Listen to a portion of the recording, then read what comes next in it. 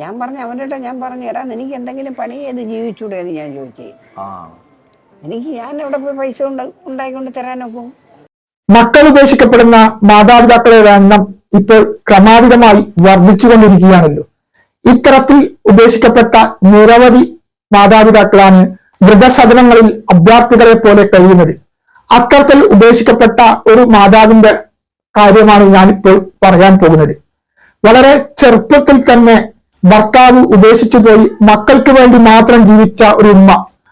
അവരുടെ കുറച്ച് വാക്കുകൾ നമുക്ക് കേൾക്കാം, അതിനുശേഷം വിശദീകരണത്തിലേക്ക് കടക്കാം. ഞാൻ പറഞ്ഞു അവൻ്റെ ഞാൻ പറഞ്ഞു എടാ നിനക്ക് എന്തെങ്കിലും പണി ചെയ്ത് ജീവിച്ചൂടെ എന്ന് ഞാൻ ചോദിച്ചേ. ഞാൻ എവിടെ പോയി പൈസ ഉണ്ടായിക്കൊണ്ട് തരാനൊക്കും. ഉമ്മ ജോലി ചെയ്തിട്ടാണോ മക്കളെ നോക്കിയത്? ഞാൻ ജോലി ചെയ്തിട്ട് മക്കളെ നോക്കിയത്, മോളെ കെട്ടിച്ചതും എല്ലാം ഞാന്. അന്നേരം ഇതെല്ലാം ചെയ്തിട്ട് അവൻ എന്നോട് ചോദിക്കുന്നു നിങ്ങൾക്ക് പോയി ചത്തൂടെ എന്ന് ചോദിച്ചു. അന്നേരം ഞാൻ പറഞ്ഞു ഞാൻ ചാവാൻ തന്നെ പോവാന്ന് പറഞ്ഞുകൊണ്ട് ഇറങ്ങിയ. ഇന്ന് തന്ത ജീവിച്ചിരിപ്പുണ്ട്. എന്നിട്ട് തന്ത ചോദിക്കുന്നു ഞാൻ വരണമെന്ന്. ഞാൻ പറഞ്ഞു 4 വരിക്കകത്ത് കയറി എൻ്റെ നരമ്പ് ഞാൻ വെട്ടി മുറിക്കും എന്ന് പറഞ്ഞു.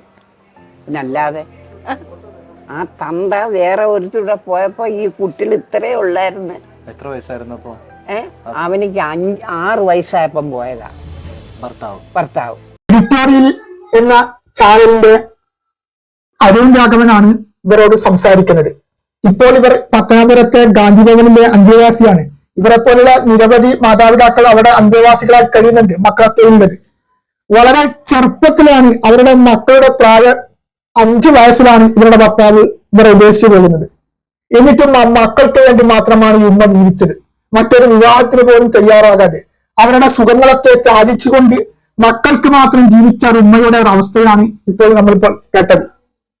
ഇതെല്ലാം എങ്ങനെ നമ്മൾക്ക് സഹിക്കാൻ പറ്റും? ഏതൊരു മനസാക്ഷി മരവിച്ചവരുടെ പോലും മനസ്സ് വേദനിക്കുന്ന കാഴ്ചയാണ് നമ്മൾ ഇപ്പോൾ കണ്ടത്.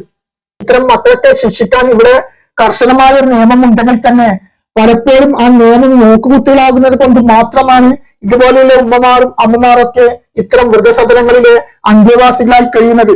ഇത്തരം ഉമ്മമാരുടെയും അമ്മമാരുടെയും സംരക്ഷണത്തിനാവശ്യമായ തുക മക്കളിൽ നിന്ന് ഈടാക്കി അവരുടെ ആരോഗ്യം, അവരുടെ താമസം, അവരുടെ ഭക്ഷണം മറ്റൊക്കെ ആവശ്യത്തിന് വേണ്ടി വിനിയോഗിക്കുന്ന ഒരു നിയമം ഇവിടെയുണ്ട്. ഈ നിയമം എത്രത്തോളം ഇവിടെ നടപ്പിലാക്കുന്നുണ്ട് നമ്മുടെ അധികാരികൾ? മാത്രമല്ല അത് ലംഘിക്കുന്ന മക്കൾക്കെതിരെ തടവ് ശിക്ഷ പോലുമുണ്ട്. ഈ നിയമങ്ങളൊക്കെ ഇവിടെ നോക്കുകുത്തുകളാകുന്നത് കൊണ്ട് മാത്രമാണ് ഇത്തരം സംഭവങ്ങൾ നമ്മുടെ സമൂഹത്തിൽ ക്രമാതീതമായി വർദ്ധിക്കുന്നത്.